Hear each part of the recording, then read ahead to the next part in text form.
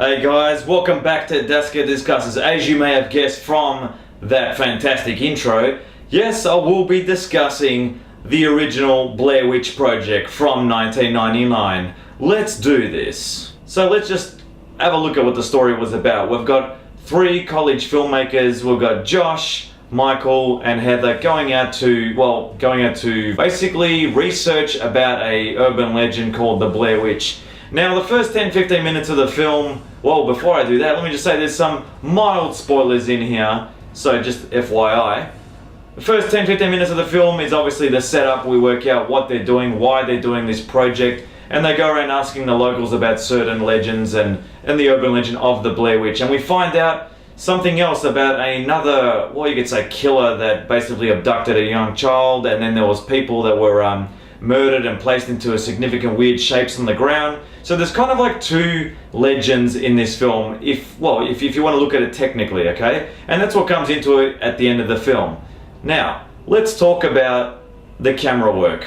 The reason I think a lot of people didn't like this film was because of the camera work. Now, you got to understand we've got two distinct cameras in here and it's edits between them. We've got the, the 16mm camera and then the digital video camera that Heather usually carries. And they switch between, so you've got color and you've got black and white. Now the way it edits through is fantastic.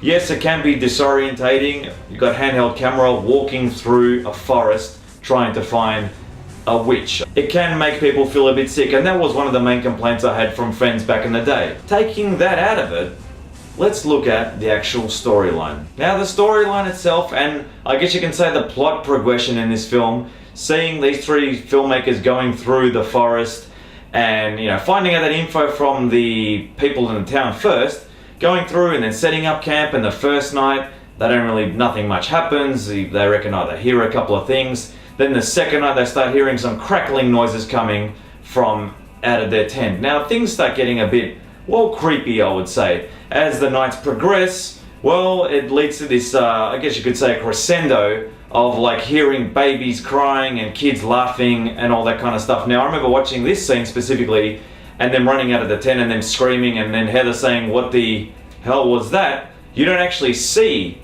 what that was, which is interesting as well. As the film goes on, you see what's basically happening. You start seeing that as these nights progress during the day, things start to go wrong. They start losing maps, they start bickering with each other, they start finding all these weird trinkets hung up from trees. Things start going wrong. Then obviously, or not obviously if you haven't seen it, but another major thing happens where we lose one of our main characters. We don't know how, he just goes missing. So that kind of ups the ante in the film. There are also things like, one, losing the map, which I found part of the story, the part where Mike kicks the map into the creek. If you've seen it, you'll know which bit I'm talking about. And then he kind of laughs it off and they argue for about a couple of minutes. I thought that was one of the weak points of the film, where it's this guy just threw away your map and his excuse was, it wasn't doing anything for us anyway. You guys are lost and you throw away the map. That was the only annoying bit I got as a kid. Now as far as the characters go themselves in the film, we've got Michael, Josh and Heather playing themselves. Can't remember their last names, but you get that feeling that, I think you believe that their friendship is real. They're going out to create this documentary, etc. And I think as the film goes on, the trivia is that the filmmakers gave them less and less food during the filming of this film, which is pretty bad as well. But you can see that happen. You can see things start to go wrong. Now apparently they were given a bit of a loose script to go by, and there was hundreds of hours of footage, but they had to condense it down to under 90 minutes. I think the editors did a really good job, and the last final sequence of the film, it's been parodied, the part with the, Heather's talking into the camera, and you've got, she's crying and all the snot coming out. Yes, it's been parodied in Scary Movie, we know, but real emotion, real fear in her voice. Now the setting itself, filmed I think near Burkittsville, Maryland, is fantastic.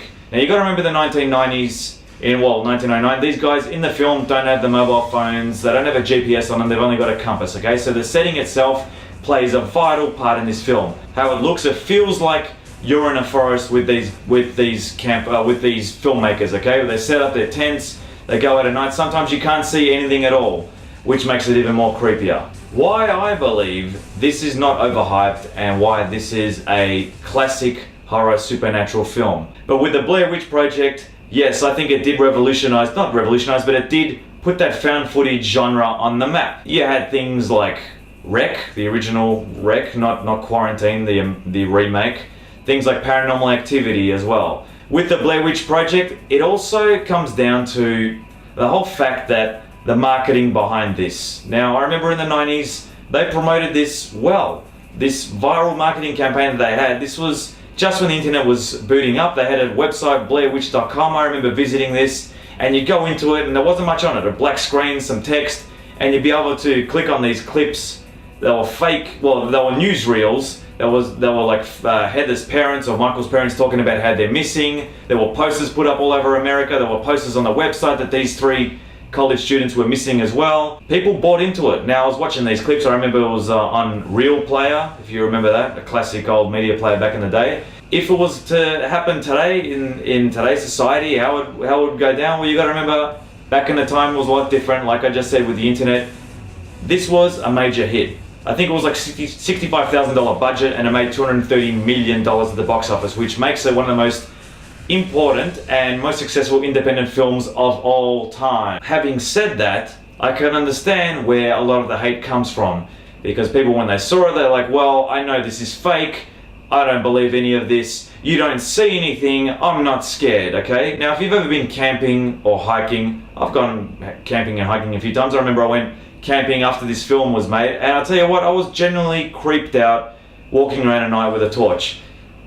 Did I see anything scary in the Blair Witch Project? No, I didn't. But then again, with Jaws, the same thing. You don't see the shark till later on in the film. In this, you see nothing. It's all what you hear as well. Hearing babies crying and children screaming and yelling ha ha ha, and crackling of sticks in the middle of nowhere in a forest. It did its job well, and it did creep out audiences, and I think it gets way too much flack for being a bad film. In summing up, I just want to say that the Blair Witch Project is a great case study that I tell my students, especially about marketing and how it all worked out back in the 90s. I remember going on chat rooms and getting flooded with things like blairwitch.com.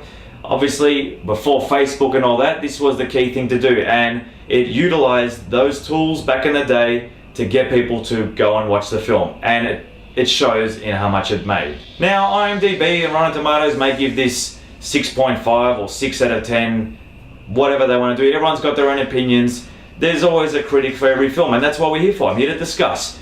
I personally give Blair Witch Project, the original, an 8 out of 10. It does have its flaws sometimes. There's some bits that just are illogical, like that kicking of the map part, but I just think it's a classic, it's not overhyped, and it is a true 90s classic that will never be forgotten. The Blair Witch Project holds up today.